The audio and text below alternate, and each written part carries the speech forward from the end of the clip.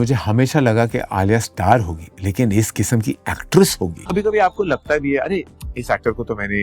Launch किया, ये तो बट उनका मार्केट प्राइस होता है वही चार्ज करते हैं। Apparently they're not meant to have emotions because they come from privilege, so hate on them. I think it's because of me.